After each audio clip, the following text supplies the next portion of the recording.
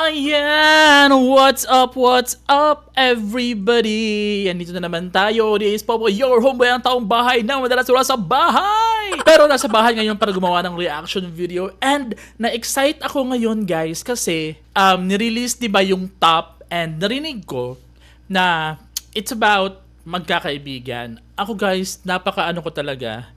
Ganito na yung headset ko. Kasi yung ganyan, para akong rice cooker. Tignan nyo, para akong rice cooker. Tawag dito. Kasi martyr talaga akong tao sa mga kaibigan ko. Alam na mga kaibigan ko yan lahat. Yung ano ko, tawag dito yung isang video natin na ginawa ng Kalakal sa SB19 na reaction video, na copyright siya. Tapos na block. Nakikita naman siya pero hindi siya ganun ka visible sa lahat and hindi siya sinasuggest ng algorithm. Kasi na-block, kasi na-copyright siya. So nag-send pa ko ng dispute within a month. Within 1 month pa, sana mabasa nila agad at mapayagan nila tayo kasi fair use naman siya and hindi naman lahat. Pero ito ngayon is the top ng BINI and release siya kahapon sa lahat ng streaming platform including YouTube. Wala pang lyric video pero gagawin ko siya ng lyric video mamaya after natin pakinggan ito para at least may ma-display tayo dito sa ating ayan sa baba. Para at least masabayan natin yung kung ano yung lyrics ng top ng BINI ng mga girls natin. Ayan, High Blooms. Sana hindi tayo makopyright ngayon, no?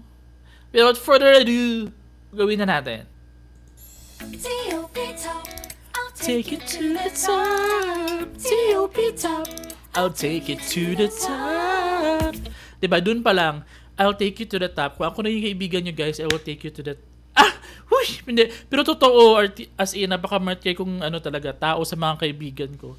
Kaya mabilis akong nagkakaroon ng separation anxiety. Kasi kahit bagong kakilala lang tayo. Ayan. Nag-invest talaga ako ng relationship agad sa friendship. Di mapakali, parang ang haba ng day. When we're together, lumilinaw ang kulay. Ang saya ng bonding pag ang friends mo ay tunay. Ay, totoo, di ba? Parang ang haba ng araw na parang, oh my God. Alam niyo yun, yung feeling na hindi kayo mapakali na sana, Lord, wag na matapos tong araw na to. Di ba? Nag-worry ka na baka, oh my God, baka mabilis matapos tong araw na to, pero dapat sana matagal tong araw na to kasi nga minsan na kami magbanding ng mga tunay kong kaibigan. Nararamdaman mo naman talaga yun kung tunay mo na kaibigan yung mga kasama mo.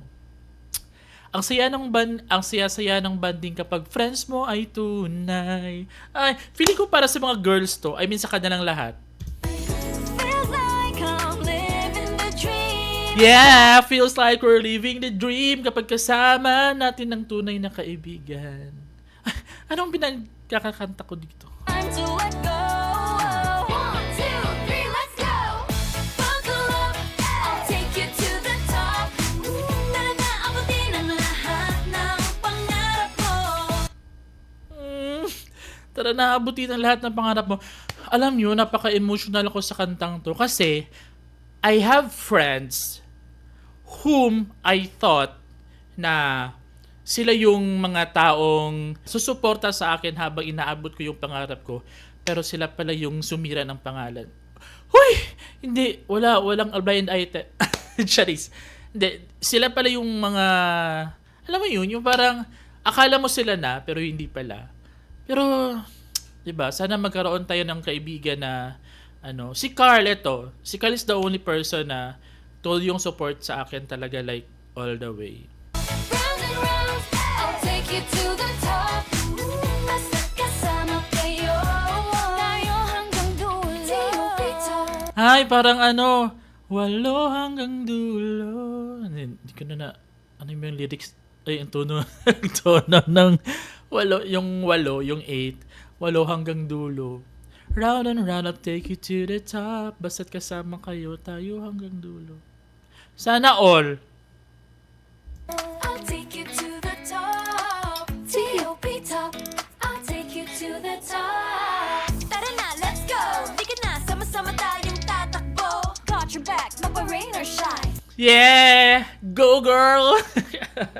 Basta kaibigan talaga mapa-rain or shine.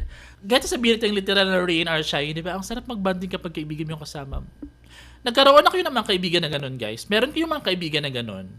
Na yung parang one call away lang talaga sila. And yung mga natutuwa sa success mo, nagko-congratulate sa success mo. Tapos, through ups and downs, andyan talaga sila. 'Di ba? Through thick and thin, for better or for worse. 'Di ba?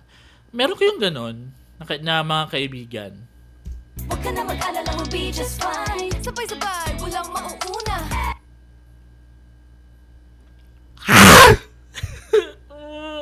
Sabay-sabay, walang mauna eh.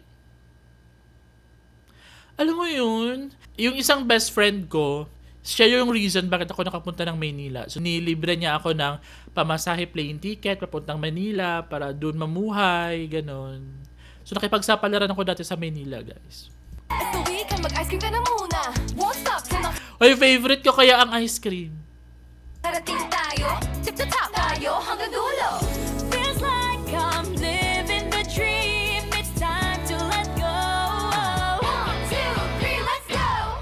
Buckle up, I'll take it to the top. Tara na, abutin ang lahat ng pangarap mo.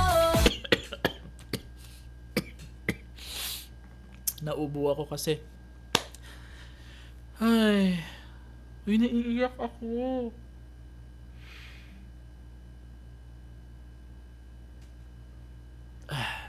Hindi, pinigilan natin. Yeah. Umiyak na nga ako dun sa Kalakal. Naiiyak na naman ako dito. Ano ba? Kasi marupok ako pagdating sa kaibigan, guys. Ako yung kaibigan mo na kahit saktan mo ako ng grabe, maiinis ako sa'yo pero hindi kita kayang tiisin. Round and round, I'll take you to the top. Basta kasama kayo. Tayo hanggang dulo. Sarap pakinggan nung tayo hanggang dulo, no? Ay, Bini girls! Sana ipagpatuloy nyo talaga yung ganitong mga genre. It's all about, tawag dito, empowering people, ganon. Tapos basta yung mga motivational songs, inspirational songs, ganon. So, alam naman nating lahat talaga na do may mga love songs pero inspirational pa rin naman talaga. And ito yung genre talaga ng Bini. Kaya sila minahal. Kaya natin sila minahal. Diyos ko, SB19 and Bini talaga ako, guys. Promise.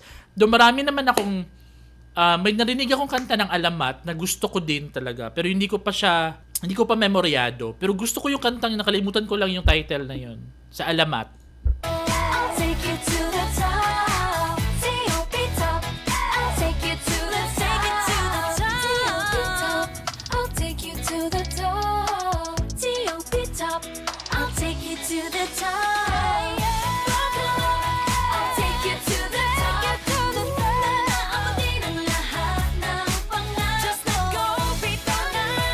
I'll take you to the top. Ay.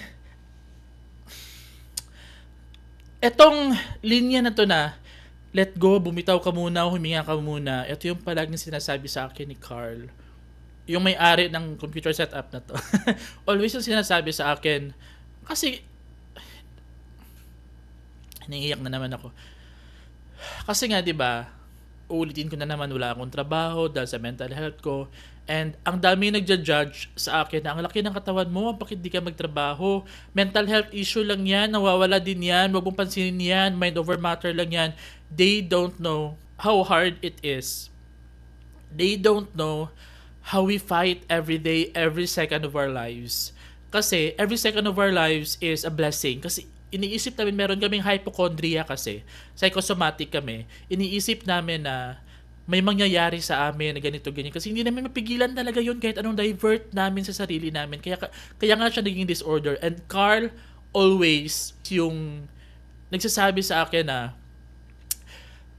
let go muna, bitaw muna saglit, huminga ka muna. It is okay na wala ka munang trabaho. Magpahinga ka, don't pressure yourself.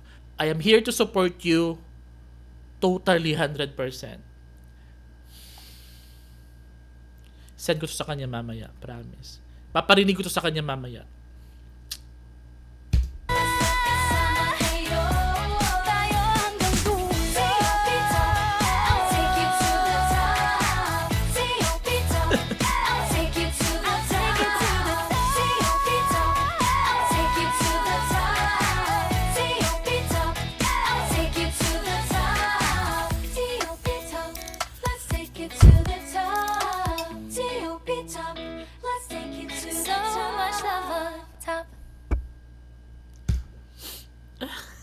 Oh my God. To all of my friends, kayo guys, sa mga nagfa-follow, sa mga nagsasubscribe sa akin, you have no idea kung gaano nyo ako napasaya, kung gaano nyo ako nabigyan ng parang chance na may mga tao pa nagkakagusto din pala sa mga ginagawa ko sa mga content ko. Yung ganun. Kasi I always doubt myself. Honestly, matagal ko lang gustong mag-reaction video. Kaso, hindi ako nagkakaroon ng gana or nagkakaroon ng courage kasi iniisip ko na baka mare-reject lang, ganun. Sa content creation kasi na ginawa ko, yung pagre-react ng video, matagal ko lang gusto kasi may mga friends akong sinasabihan din ako na, oy, mag-reaction video ka na kasi ang OA mo. In a positive way. yung parang, kasi ang bilis ko talaga ma-amaze, ang bilis ko maka-appreciate talaga ng isang bagay, tapos mahilig ako sa constructive criticism. Ganon. Kaya, ayun, thank you so much talaga sa mga nag-subscribe at sa mga magsasubscribe pa lang. Maraming salamat sa inyo.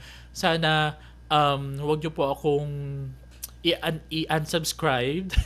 Patuloy po akong gagawa ng mga reaction video. Bigyan nyo ako ng mga pwede ko pang video reaction video. Gawa ng reaction video. Yung parang ganon. Anyways, grabe talaga. Ang lakas ng impact nito sa akin personally, promise. Kaya ko din minahal ang Bini. Aside sa SB19, kaya ko minahal ang SB19 kasi ang lalalim na mga kanta nila. Lalo na yung Kalakal.